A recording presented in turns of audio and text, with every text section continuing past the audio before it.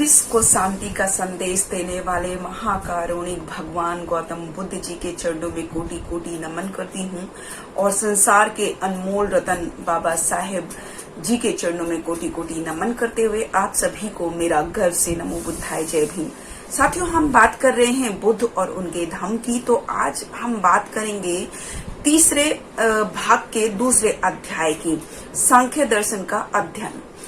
तो सिद्धार्थ गौतम जैसे ही भृगु ऋषि के आश्रम से निकले और वो अलाम कलाम के ऋषि की खोज में निकल पड़े। उस वक्त अलार्म कलाम जो है विशाली में रहते थे और विशाली की तरफ ही वो बढ़े और उन्होंने ढूंढते ढूंढते वो उनके आश्रम में पहुंचे। तो उसके बाद जब वो वहां आश्रम में पहुंचे तो उन्होंने उनसे कहा कि क्या आप मुझे सांख्य दर्शन की दीक्षा देंगे।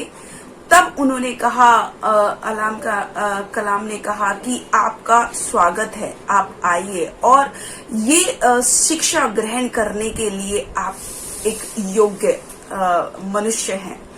तो सिद्धार्थ गौतम ने आगे उनसे कहा कि क्या आप मुझे अपने सिद्धांतों के बारे में बताएंगे, क्या अपने अनुशासन से मुझे अवगत कराएंगे। तब अलाम कलाम बड़े खुश हुए और उन्होंने कहा कि आपसे योग्य व्यक्ति और कोई नहीं है और मेरे सिद्धांत को जानना आप जैसे बुद्धिमान व्यक्ति के लिए थोड़े समय में ही आप उसको समझ सकते हैं, स्वयं समझ सकते हैं, उसका अनुभव आप कर सकते हैं और उसका सांख्य आप कर सकते हैं और उसके बाद आप उसका पालन कर सकते हैं। तो इस तरीके की जो उनकी बातें सुनकर सिद्धार्थ गौतम बहुत प्रसन्न हुए और उन्होंने आगे कहा कि आपकी इस असीम करुणा जो मेरे प्रति आप दिखा रहे हैं उससे मुझे ऐसा लग रहा है जैसे कि मैं अधूरा होने के बाद भी मैंने पूर्णता प्राप्त कर ली है। तो वो आगे कहते हैं कि आप क्या मुझे अपने सिद्धांतों के बारे में बताएंगे कि आपके सिद्धांत क्या हैं। तब जो अलाम कलाम थे उन्होंने कहा कि हाँ, हे श्रवण करने वालों में श्रेष्ठ, आओ आप हमारे सिद्धांतों को सुनो। तो ऐसे उन्होंने अपनी बात को शुरू किया और अपने सिद्धांतों के बारे में उनको बारीकी से बताया और जब उन्होंने उनको पूरी बातें बता दी, जब उनका प्रवचन खत्म हुआ तब उन्होंने कहा कि हे सिद्धार्थ गौतम,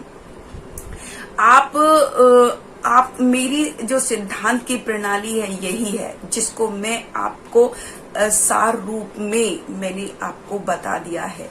मैंने आपको अपने सिद्धांतों से अवगत करा दिया है। मेरी यही सांख्य दर्शन की प्रणाली है। तो ये सुनकर वो सिद्धार्थ गौतम जो है बहुत प्रसन्न होते हैं और वो बड़े खुश होते हैं और इस तरीके से उनका इसकी दीक्षा वो लेते हैं। तो ये आज का जो हमारा चैप्टर है यही खत्म होता है, लेकिन इसी एपिसोड में हम एक और अध्याय की बात करेंगे जी। तीसरा अध्याय था समाधि मार्ग का अध्ययन। तो जब सिद्धार्थ गौतम ने जो अलाम कलाम थे उनसे सांख्य दर्शन का ज्ञान प्राप्त कर लिया था तो उनके मन में विचार आया कि वो ध्यान मार्ग को चुनेंगे, क्योंकि वो समस्याओं के लिए नए नए मार्ग ढूंढ रहे थे। तो उन्होंने ध्यान मार्ग के लिए विचार किया और ध्यान मार्ग के लिए 3 मत प्रचलित थे। उस वक्त 3 मत थे, लेकिन तीनों में एक समानता थी कि तीनों में सांस को ही नियंत्रण करना था। तो ये जो मत है, ये जो प्रक्रिया थी ये आनापानमति कहलाता था। लेकिन दूसरा एक मत भी था जिसको प्राणायाम कहते थे।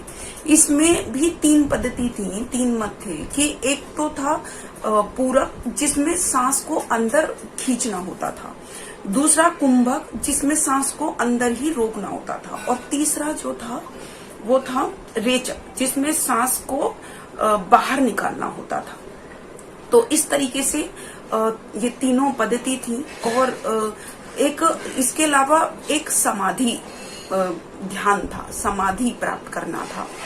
तो क्योंकि सिद्धार्थ गौतम इसी में ही वो लेना चाहते थे, ज्ञान अर्जित करना चाहते थे, ध्यान को एकाग्र करना चाहते थे, इसलिए उन्होंने विचार किया, क्योंकि जो अलार्म कलाम जो थे वो ध्यान मार्ग के लिए भी बहुत प्रसिद्ध थे।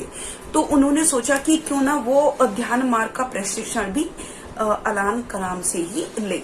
तो वो अलार्म कलाम से कहने लगे कि कृपा करके क्या आप मुझे ध्यान मार्ग का प्रशिक्षण भी देंगे। तो अलार्म कलाम बड़े खुश हुए, उन्होंने कहा कि बिल्कुल, बहुत प्रसन्नता से कहा कि मैं अवश्य ही तुम्हें ये भी प्रशिक्षण दूंगा। तो ध्यान मार्ग का जो है प्रशिक्षण शुरू हुआ और ध्यान मार्ग में 7 चरण तक 7 चरण पा लिए थे अलार्म कलाम ने। तो सिद्धार्थ गौतम उन रोज उसका अभ्यास करते और अभ्यास करके वो उन 7 ध्यान मार्ग के पूरे 7 चरणों में वो प्रशिक्षित हो गए। और उसके बाद उन्होंने अलार्म कलाम से कहा कि क्या इसके अलावा भी कोई आपके पास मुझे सिखाने के लिए शेष है। तब उन्होंने कहा, अलार्म कलाम, कि नहीं मित्र, मेरे पास अब आपको सिखाने के लिए और कुछ नहीं है, मेरे पास जितना भी था मैं आपको सिखा चुका हूँ, बता चुका हूँ। तो इसके बाद ही फिर वो सिद्धार्थ गौतम ने उनको प्रणाम किया, उनका आभार किया और वो वहां से विदा हो गए। फिर उन्होंने एक और गुरु के बारे में सुना था जिनका नाम था उद्दक रामपुत। ये भी ध्यान मार्ग में बहुत ही, इन्होंने भी एक नई विधि का आविष्कार किया था जो अलार्म कलाम से भी एक चरण आगे की थी। तो वो वहां गए, उनके आश्रम में गए और उन्होंने वहां जाकर भी उनसे आग्रह किया कि क्या आप मुझे ध्यान मार्ग में प्रशिक्षित करोगे। तो उन्होंने भी कहा कि हाँ, आप बिल्कुल योग्य हैं और आप बहुत ही जल्दी इस ध्यान मार्ग को में प्रशिक्षित हो जाएंगे। तो उन्होंने भी सिखाया और फिर उन्होंने सिद्धार्थ गौतम ने अभ्यास किया और वो उसमें भी, उस 8वें चरण में भी वो प्रशिक्षित हो गए। तो फिर उन्होंने फिर से वही क्वेश्चन किया जो उन्होंने अलार्म कलाम से किया था कि क्या इसके बाद भी आपके पास मुझे कुछ सिखाने के लिए है। तो उन्होंने कहा कि नहीं, अब मेरे पास आपको सिखाने के लिए कुछ नहीं है, क्योंकि आप जितना मेरे पास था मैं आपको अब बता चुका हूँ। तो लेकिन क्योंकि सिद्धार्थ गौतम तो सीखना ही चाहते थे, तो उन्होंने एक और विधि के बारे में सुना था, ध्यान की वो उच्चतम अवस्था में जाना चाहते थे। इसलिए उन्होंने मगध में एक ऐसे ही ध्यान की बात सुनी थी कि वो मगध में जो है एक कौशल जो जनपद था उससे भी एक भिन्न विधि मगध में है। तो उन्होंने मगध के लिए प्रस्थान किया और जब वो मगध में पहुंचे, तो जब वो वहां गए तो वहां पर एक भिन्न विधि थी। वो ध्यान मार्ग की सबसे उच्चतम विधि मानी जाती थी, बहुत वो प्रचलित थी कि उसमें क्या होता था कि उसमें सांस को रोकना होता था। तो सिद्धार्थ गौतम जो है उसके लिए अभ्यास करने लगे और उन्होंने अपनी सांस को रोका और सांस को रोका तो उनको ऐसा लग रहा था कि जब उन्होंने चित्त को एकाग्र किया, अपनी सांस को रोका अंदर ही, तो उनके कानों में मानो कि कोई नुकीला पद जो वो है शस्त्र है या कोई नुकीली चाकू से जैसे उनके कानों में बहुत कोई भेद रहा है, या बहुत तेज तेज उनके कानों में जो है बहुत तेज तेज आवाजें वो सुन रहे थे, बहुत तेज तेज आवाजें सुन रहे थे। और उनको ऐसा लग रहा था कि जैसे उनके सर को कोई चाकू से भेद रहा है। इस तरीके से उनको बहुत ही पीड़ा उनको हो रही थी जब वो इस विधि को अपना रहे थे। तो जब वो क्योंकि ये ध्यान की बहुत ही कष्टदायक अवस्था थी और इसमें ऐसा लगता था जैसे कोई हमारे कानों में इतनी तेज आवाजें ये ध्यान की उच्चतम अवस्था मानी जाती थी उस वक्त, और उन्होंने वो उच्चतम अवस्था को भी वो प्रशिक्षित हो गए। और बाद में उन्होंने ध्यान की पहले जो ध्यान जो उनसे सीखा, ध्यान की प्रशिक्षण पहले अलाम कलाम से लिया, फिर दूसरे उन्होंने ध्यान का जो एक और चरण जो 8वां चरण कहलाता था वो उद्दक रामपुत से सीखा।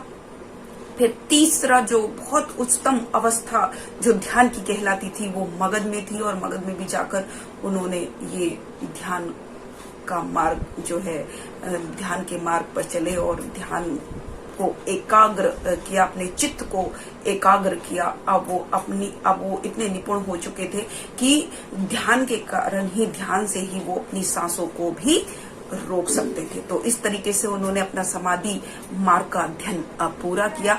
तो आज हमारा जो अध्याय है, एपिसोड है, यही खत्म होता है। कल फिर से एक नए अध्याय के साथ आपके सामने सुबह 9 बजे SM न्यूज पर प्रस्तुत होंगी। तब तक के लिए मैं शकुन बौद्ध अपनी वाणी को विराम देती हूँ। आप सभी को मेरा गर्व से नमो बुद्धाय। जय भीम, जय भारत, जय। अगर आपने अभी तक हमारा चैनल सब्सक्राइब नहीं किया है तो सब्सक्राइब करें और घंटी का बटन बिल्कुल भी दबाना ना भूलें, ताकि सभी लेटेस्ट खबरें पहुंच सकें आप पे सबसे पहले।